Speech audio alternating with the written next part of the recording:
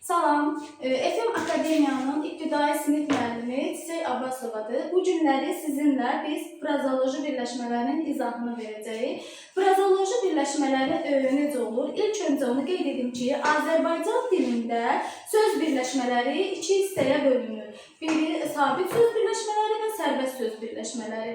Sabit söz birləşmələri adından da göründüyü kimi dəyişməyən, yəni tərkibi sabit şəkildə qalan söz birləşmələridir.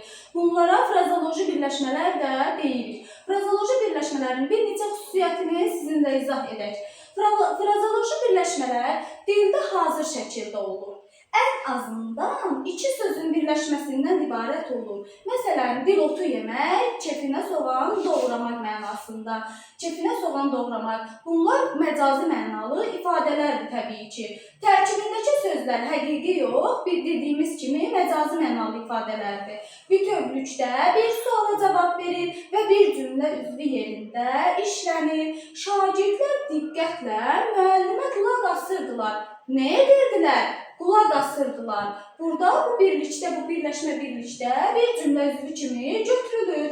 Leksik vahid sayılır, dildə hazır şəkildə olur. Frazoloji birləşmələrin çoxunun qarşılığı bir sözlə əvəz etmək mümkündür qarşılığını. Məsələn, ağzına su almaq, oturmaq, belə deyim də susmaq, ürəyə düşmək, qorxmaq, tərkib hissələrinə parçalanmır. Yəni, tərkibinə söz artırmaq və ya söz çıxarmaq olmaz. Bu zaman frazoloji birləşmələrin mənası mütləq dəyişəcəkdir. Əsas və asılı tərəfi olmur. Əksəriyyəti isə hərəkətlə bağlı olur, hərəkət bildirir. Beləliklə, bir neçəsini əyani şəkildə, şəkillər üzrə izah edək. Ağzına su almaq mənası, bir həqiqi mənada su içmək, bir də ağzına su almaq necə olur? Susmaq mənasında. Bir də ki, susmaq sözünün digər bir frazoloji qarşılığı isə ağzını qıfıllamaqdır. Daha sonra yuxusu qaçmaq. Təbii ki, həqiqi mənada yuxu qaçmır. Bunu frazoloji birləşmə kimi məcazi mənada işlədilir. Yəni, bu nə deməkdir?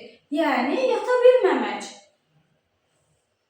Gözdən düşmək. Gözdən düşmək, yəni təbii ki, gözümüzdən nəsə, kimsə düşə bilməz. Sadəcə nəzərimizdən düşür və buna deyirik gözdən düşmək. Gözü yol çəkmək. Təbii ki, gözümüz həqiqi mənada yol çəkmək kimi ola bilməz. Bunu necə ifadə edirik? Gözün yol çəkməsi, yəni darıxmaq mənasındadır. Gözdən pərdə asmaq. Yəni, üzdə saxta şəkildə görünmək, kimisə aldatmaq mənasındadır. Ürəyin getməsi. Ürəyimiz getmir ki, necə olur? Halımız pisləşir və özümüzdən gedirik, yerə dəyirik. Bu necə olur? Ürəyin getməsi kimi ifadə olunur. Ürəyinə dammaq. Təbii ki, ürəyimizə dammaq mənasında olmur. Ürəyinə dammaq nədir? Ürəyinə dammaq, yəni nəyisə, hansısa bir hadisənin baş verəcəyini hiss etmək kimi ifadə olunur. Dil-dil ötmək. Dil-dil ötmək isə çox danışmaqdır. Əldən düşmək. Təbii ki, əldən, kiminsə əlindən necə düşə bilərik? Bunu məcazi mənada deyilir. Bunu biz həqiqi mənada düşünə bilmərik. Əldən düşmək mənası sadəcə olaraq yorulmaq mənasında işlənmişdir. Boğaza gəlmək. Yəni, biz soyuq dəymədən boğazımız ağrıyanda bizim necə ifadə edirik? Deyirik ki, boğazımız gəldi. Açıqlaması isə boğazımız ağrımaq deməkdir. Gözün su içməməsi. Təbii ki, gözümüz necə su içə bilər? Bunun mənası isə inanmamaq, şübhələnmək mənasındadır. Qulaq asmaq. Qulaq asmaq frazoloji birləşməsi göründüyü kimi bu şəkildə olsa, təbii ki, bu həqiqətə uymayan bir ifadədir. Nə deməkdir qulaq asmaq? Yəni, kimisə dinləyirik, bu zaman bunun açıqlaması ancaq belə ifadə oluna bilər. Kimisə dinləmək mənasında. Burnunun ucu göynəmək.